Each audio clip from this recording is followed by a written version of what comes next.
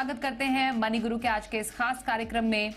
बहुत जरूरी हो जाता है समझना इस चीज के साथ कि आपको कहां पर निवेश करना चाहिए। हम यूजुअली कहते हैं कि किस फंड में आप निवेश करें, पर एसेट क्लास का जो सिलेक्शन है वो सबसे ज्यादा इंपॉर्टेंट है आपके आगे रिटर्न पैटर्न को डिसाइड करने में।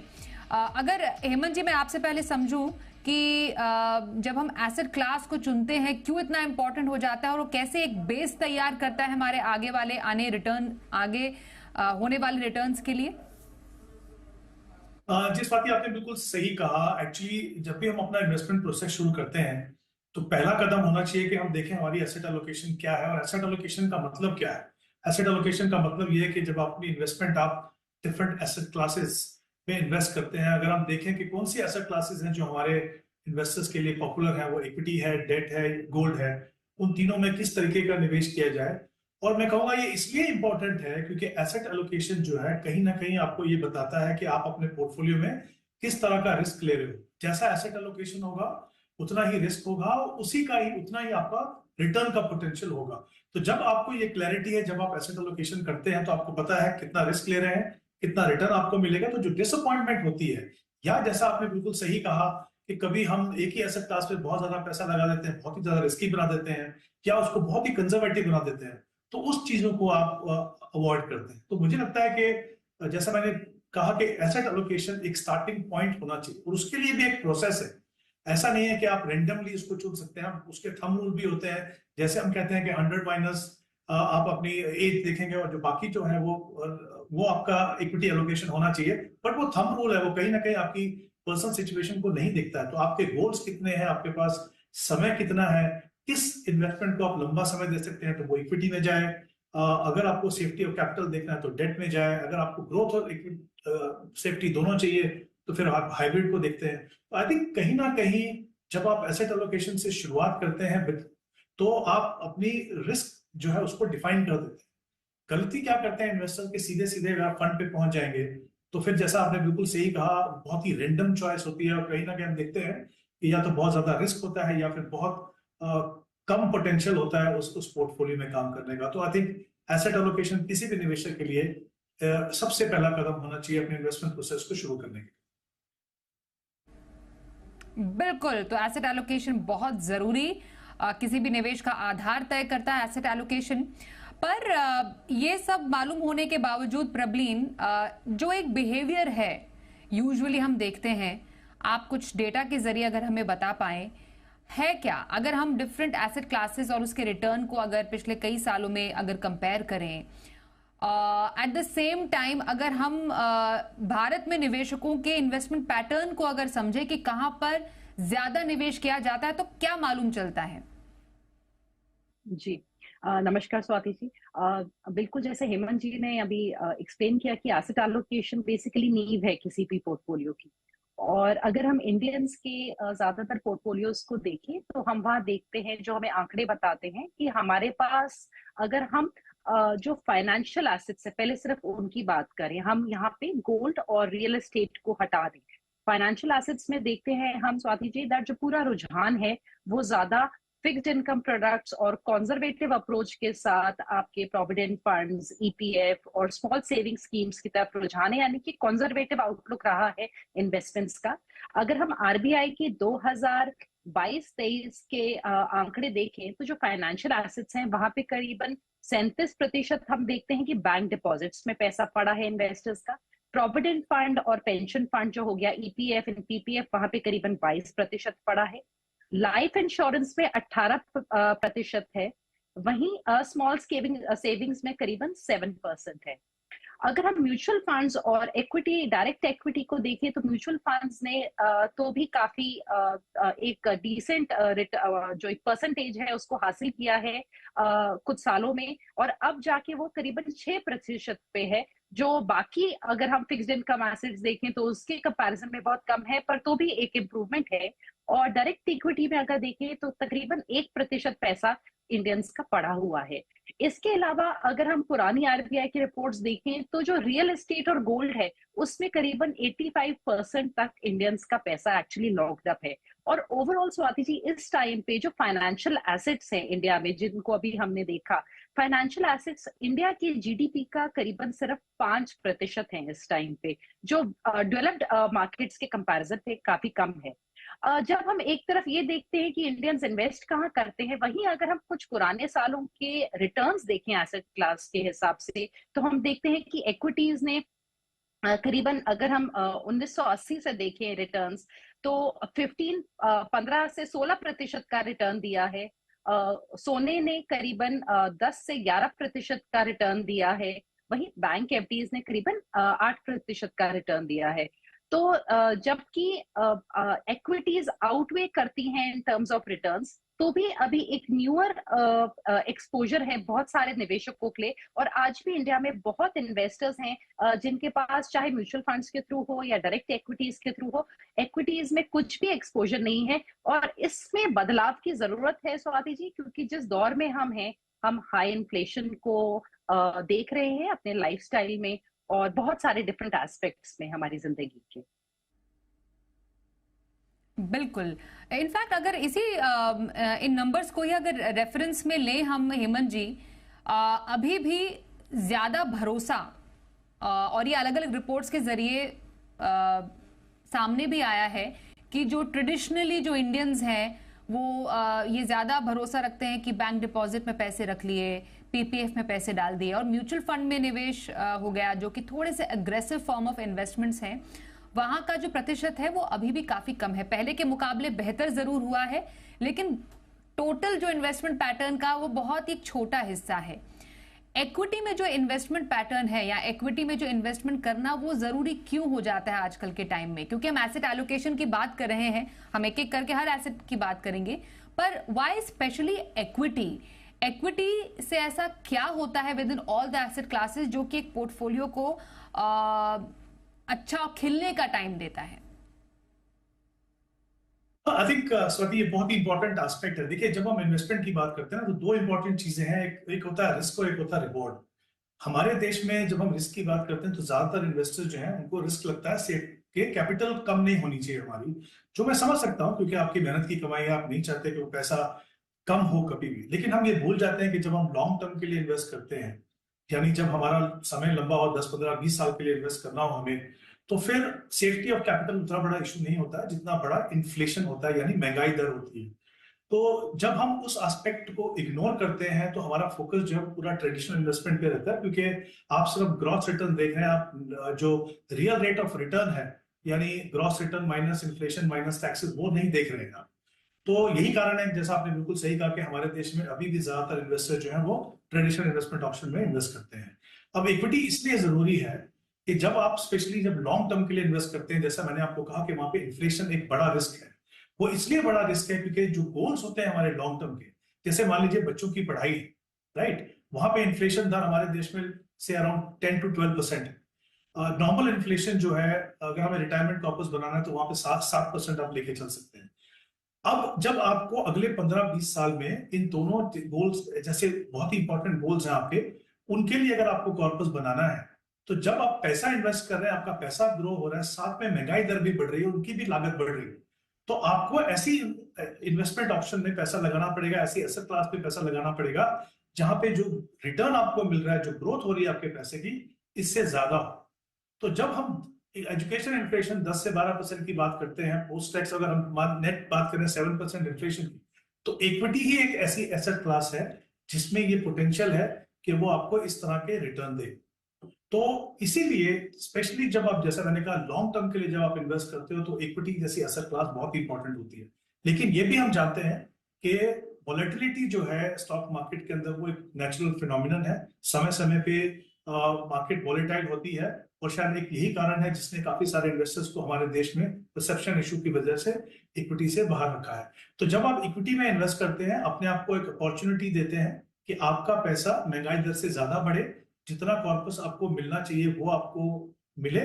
लेकिन उसके लिए ये डिसिप्लिन भी बहुत जरूरी है कि आपकी टाइम कमिटमेंट हो, जो आपने समय निर्धारित किया है उसको आप कमिटेड रहें, और एक डिसिप्लिन तरीके से इन्वेस्ट करें। खाली इक्विटी में रेंडमली इन्वेस्ट करने से आपका जो सही मायने में इक्विटी का जो पोटेंशियल है वो आपको नहीं मिलेगा। उसके साथ में उतना ही जरूरी है कि आपकी जो स्ट्रेटेजी है, आपका जो डिसिप्लिन है, वो भी बना। तो यही एक इंपॉर्टेंट कारण है कि इक्विटी किसी भी इन्वेस्टर के, स्पेशली जब आप लॉन्ग टर्म में इन्वेस्ट करते हो, आपके पोर्टफोलियो का बहुत अहम हिस्सा होना चाहिए। राइट। बिल्कुल। और इनफैक्ट मैं प्रवीण आपसे जानना चाहती हूँ कि जब हम लॉन्ग टर्म गोल्स की बात करते हैं, जैसा हेमंत जी ने भी बताया कि महंगाई की जब बात होती है, अब सिर्फ महंगाई नहीं है, अगर आप बच्चों की पढ़ाई के लिए निवेश कर रहे हैं तो वहां पर तो एजुकेशन इन्फ्लेशन भी जुड़ जाती है। तो ये जो पूरा गणित है वो किसी के इन्वेस्टमेंट का बिगड़ जाता है। अगर कोई आज से 15 साल के बाद का एक गोल सेट करता है, बच्चे की पढ़ाई का ही सही, उसमें एजुकेशन इन्फ्लेशन और महंगाई दर भी जुड़ जाती है, तो लगभग अलग अलग एसेट क्लास में निवेश करके, क्योंकि हम यहाँ पर कह रहे हैं कि सही एसेट क्लास कैसे चुने, तो कैसे आप अगर थोड़ा मैथमेटिकली हमें बताएं कि आप अगर आपने इक्विटी से वो पैसे कमाने की सोची, यहाँ पर किसी एक कंजर्वेटिव इन्वेस्टमेंट ऑप्शन से पैसे कमाने की सोची, तो लगभग कितना महीने में आपको कितना निवेश करना पड़ जाएगा, तो वो डिफरेंस हमें मालूम चल जाएगा कि इक्विटी एक्चुअली क्यों लंबे समय के लिए कारगर है। जी जी, जैसे अभी आपने बोला, हेमंत जी ने बोला है, स्वाति जी, कि इन्फ्लेशन को हमें बीट करना बहुत जरूरी है। और एजुकेशन इन्फ्लेशन हमारी, अगर हम जो नॉर्मल लाइफस्टाइल इन्फ्लेशन का ऑलमोस्ट डबल है। अगर हम 12% का एक एजुकेशन इन्फ्लेशन देख रहे हैं, और इसका पहले मैं एक एग्जांपल देती हूँ कि 2009 में आईआईएम अहमदाबाद की जो फी थी वो करीबन 4.5 लाख थी, और 2024 में आज हम हैं, इस जो आईआईएम अहमदाबाद की फी नियरिंग 25 लाख हो गई है, जो करीबन 12.5% के करीब सालाना बढ़ी है। एंड ऑफ कोर्स अगर हम एब्सोल्यूट टर्म्स में देखें तो ये क्लोज टू 500% इंक्रीज है एक्चुअली फी में। अगर हम इसी टाइप का एक एग्जाम्पल लें, और आज माने कि आज आपके बच्चे को इंजीनियरिंग करानी है या कोई दूसरा कोर्स कराना है, और हम 4 ईयर के कोर्स के लिए माने कि 7.5 लाख आपका 1 साल का लगेगा, 31 लाख का आपका मान लीजिए टारगेट है जो आपको बनाना है। आज से 15 साल बाद वो टारगेट 12% के इन्फ्लेशन के हिसाब से करीबन 1 करोड़ 64 लाख का हो चुका होगा।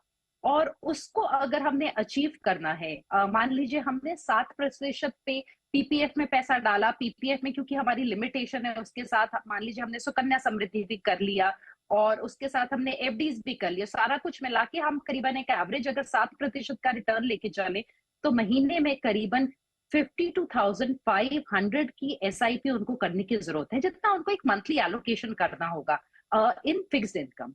यही अगर हम इक्विटीज में एक लार्ज कैप का एग्जांपल लेके चले, जहां पे हम एक आराम से निफ्टी 50 का हम देख रहे हैं कि 12% का हम रिटर्न लेके चल सकते हैं, वहां जितना उनको इन्वेस्टमेंट करने की रिक्वायरमेंट है वो करीबन 18,000 से कम हो जाती है, यानी कि उनको सिर्फ 34,500 की इन्वेस्टमेंट करने की जरूरत है। और अगर हम थोड़ा सा रिटर्न अधिक लेके चले यहाँ पे 14% तक का, तब उनको सिर्फ 29,000 रुपए महीने की निवेश की रिक्वायरमेंट है। तो स्वाति जी, जहां पे हम एक ऐसे सेटअप में हैं कि हमारे निवेश दूर हैं और हमारे पास लिमिटेड रिसोर्सेज हैं, वहां पे सही एसेट एलोकेशन का चुनाव करने से हमारा जो पैसा है, जो हर हाउस होल्ड बड़ी मुश्किल से अपनी एक सेविंग निकालता है, उसको हम ऑप्टिमली यूज कर सकते हैं। बिकॉज जो ये गैप बन रहा है हमारे पास 18,000 का, मान लीजिए, इसको अगर हमने अलग से इक्विटी में लगाया तो यह हमें एक अलग से करीबन 80 to 90 लाख की रकम खड़ी करके दे सकता है, जो उनके चाहे अपने रिटायरमेंट गोल के लिए यूज हो सकती है या किसी और गोल के लिए यूज हो सकती है। इसीलिए जो सही एसेट, बिल्कुल सही कहा आपने सही प्रवीण। एसेट का चुनाव, कुल मिलाकर अगर समझा जाए, एसेट एलोकेशन एक तरीके से एक निवेश की ऐसी थाली है जिसमें हर एक न्यूट्रिएंट का होना जरूरी है। जैसे हर एक एसेट क्लास का होना जरूरी है, चाहे पर इक्विटी हो, फिक्स्ड इनकम हो, डेट हो या फिर रियल एस्टेट हो। बाकी एसेट क्लासेस की भी खासियत की चर्चा करेंगे, और एक एसेट क्लास जिसमें तमाम एक ऐसी कैटेगरी जिसमें तमाम ऐसे एसेट क्लासेस का मिश्रण है, उस पर भी बातचीत करेंगे। छोटे से ब्रेक के बाद बने रहिए हमारे साथ।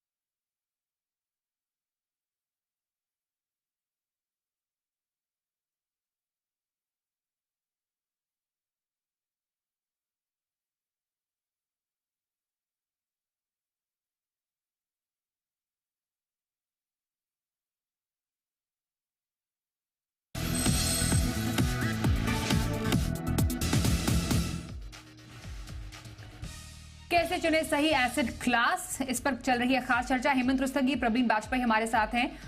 कई लोगों के लिए थोड़ा कंफ्यूजिंग हो जाता है कि आखिरकार एसेट क्लास का चुनाव करना है तो सही तरीका क्या हो, लेकिन म्यूचुअल फंड में इसका भी इलाज है।